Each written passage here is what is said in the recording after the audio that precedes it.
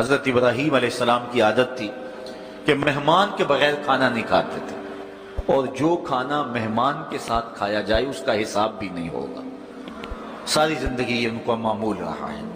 ایک دن بھوک لگی، گھر والوں کو کھانا پکانے کا کہا اور خود مہمان ڈھونڈنے نکلے۔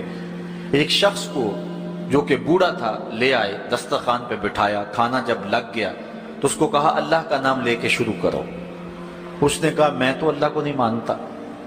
آپ نے فرمایا کہ میں تیرے سے کوئی ربط، رشتہ اور تعلق نہیں رکھتا، اللہ ہی کے نام پہ تجھے کھلا رہا ہوں، تو میرے رب کا نام تجھے کم از کم لینا چاہیے۔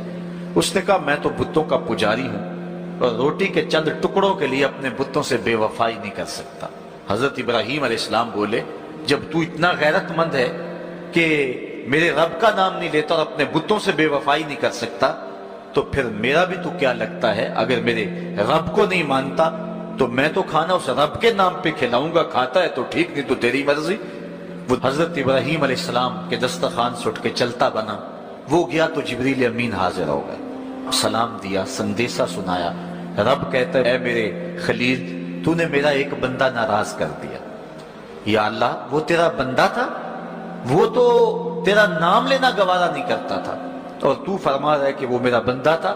ارشاد ہوا ابراہیم بتاؤ اس کی عمر کتنی ہوگی؟ یا اللہ 80 سال کے قریب ہوگی۔ کہا اتنا عرصہ ہو گیا نا میں اس کو رزق دے رہا ہوں، تم ایک دن نہیں کھلا سکے؟ اب حضرت ابراہیم اس کو ڈھونڈ رہے ہیں، وہ دور پہاڑ پہ جا چکا ہے، اس کے قریب پہنچے، کہا میاں کھانا ٹھنڈا ہو رہا ہے جلدی آؤ۔ اس نے کہا ایک شرط ہے، تمہارے رب کا نام نہیں لوں گا۔ کہا نہ لینا آؤ۔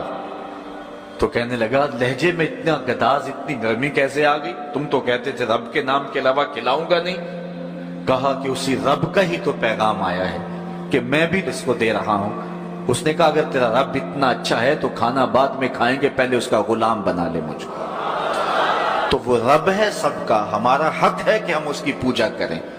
تو اللہ تعالیٰ جل شانہ نے ارشاد فرمایا یا ایھا الناس اعبدوا ربکم، اپنے رب کی عبادت کرو۔ ایک تو وہ تمہارا رب ہے، اور پھر الذی خلقکم، اس نے تمہیں پیدا بھی کیا۔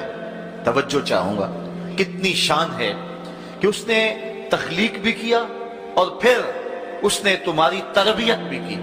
جو تخلیق بھی کرے اور تمہاری تربیت بھی کرے، کیا اس کا حق نہیں ہے کہ اس کے حضور سجدہ ریزیاں کی جائیں؟ ساری زندگی انسان ماں کی خدمت کرتا رہے تو بتاؤ ماں کی خدمتوں کا بدلہ دے سکتا ہے؟ ماں کے پیار کا صلہ دے سکتا ہے؟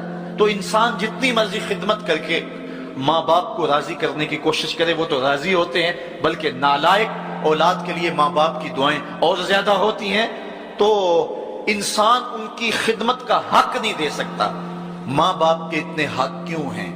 اس لیے کہ ماں نے بیٹے کو جنم دیا، جس نے جنم دیا ہے اس کے اتنے حق ہیں، تو جس رب نے خلق کیا ہے اس کے کتنے حق ہوں گے؟ جس نے تخلیق کیا ہے، دستے قدرت سے بنایا ہے، تو پھر اس کے کتنے حق ہوں گے؟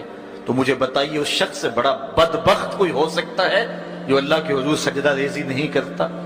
صبح کے وقت چڑیاں بھی اللہ کا نام لے رہی ہوتی ہیں، حشرات الارض بھی رب کا نام پکار رہے ہوتے ہیں، بلوں سے سر نکال کر جانور بھی اللہ کا نام پکار رہے ہوتے ہیں، اور اس شخص سے بڑا بد نصیب زمانے میں کوئی نہیں ہے کہ جو اللہ کی حضور جھکنا نہیں جانتا، جو اللہ کی حضور جو ہے وہ عبادت کا سر نہیں رکھتا۔ وہ رب ہے جو تمہیں پیدا کرنے والا ہے۔ ماں کے رحم کے اندر کون نقش و ونگار دینے والا ہے؟ کس نے گوشت کے لوتھڑے کو بولنا سکھایا ہے؟ کس نے چشم خانوں کے اندر روشن چراغ رکھ دیے ہیں؟ اور کس نے سر کے اندر ایک نشیط اور روشن دماغ رکھ دیا ہے؟ کس نے ہاتھوں کو پکڑنے کی قوت دی اور کانوں کو شنوائی کی طاقت دی؟ اور کس نے جو ہے وہ سونگھنے کی قوت